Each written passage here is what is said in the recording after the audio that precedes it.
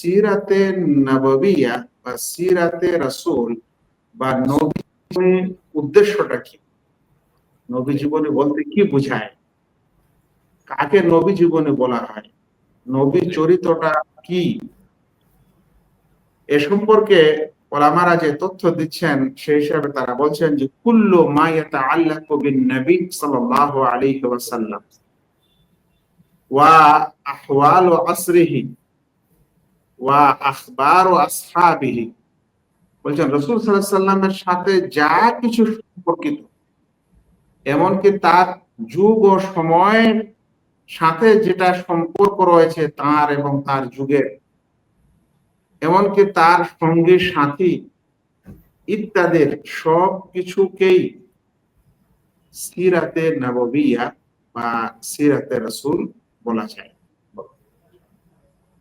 এ কারণে যদি দেখা যায় তাহলে বিশেষ করে তিনটি বিষয়কে সিরাতুর রাসূলের অন্তর্ভুক্ত মনে করা যেতে পারে। এক নম্বর হলো আল উমুর আল মুতাআল্লিকা বিযাতিহি ওয়া শাখসিহি, ওই সকল বিষয়াদি যেটা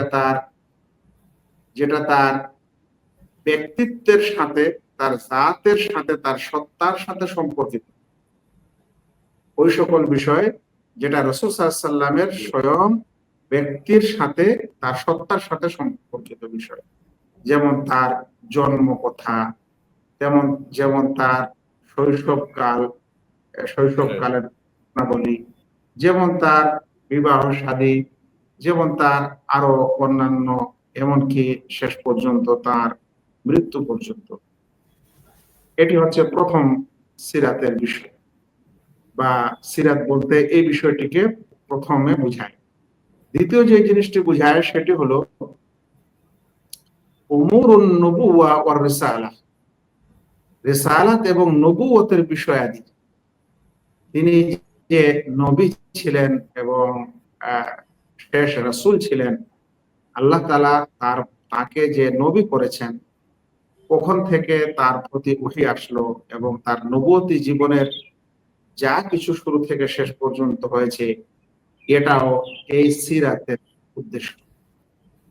যেমন আর ওহী, প্রথম ওহী আসা, ওহীর পরে তার দাওয়াত শুরু হওয়া, দাওয়াতের পর মানুষের এবং এলাকাবাসীর এবং জগৎবাসীর যেটা প্রতিক্রিয়া, সে সকল বিষয়ে, অতঃপর রাসূল সাল্লাল্লাহু আলাইহি সাল্লামের যেগুলো অভিযান, যেগুলো তিনি গাজওয়া এবং সারায়া, অর্থাৎ যেগুলো অভিযান তিনি পৃথিবীতে চালিয়েছেন বা করেছিলেন, যেটাতে তিনি স্বয়ং নিজে উপস্থিত হয়েছেন বা কাউকে প্রেরণ করেছেন, এ সকল বিষয়ে এই সিরাত বলতে এ সকল বিষয়কে বোঝায়। এটি দ্বিতীয় ক্ষেত্র।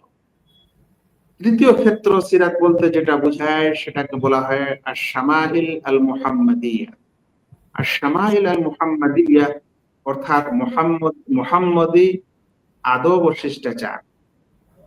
আর সেগুলো হচ্ছে আল্লাহ রাসূল সাল্লাল্লাহু আলাইহি সাল্লাম থেকে যে সকল আদব ও শিষ্টাচার, আখলাক আমরা পাওয়া গেছে, অনুরূপ তার বৈশিষ্ট্যগুলি, আর সেই সকল বৈশিষ্ট্য যেগুলো তিনি বিগত উম্মত থেকে পৃথক, মানে এমন কিছু তিনি বৈশিষ্ট্যের অধিকারী ছিলেন যেটা বিগত উম্মতের নবীদের ছিল না। এই তিনটি বিষয়ে আসলে সিরাতের অন্তর্ভুক্ত। তো যখন আমরা বলবো রাসূল সাল্লাল্লাহু আলাইহি সাল্লামের জীবনী বা রাসূল সাল্লাল্লাহু আলাইহি সাল্লামের সিরাত, তখন এই সব বিষয়াদিকে সাধারণত বুঝায়।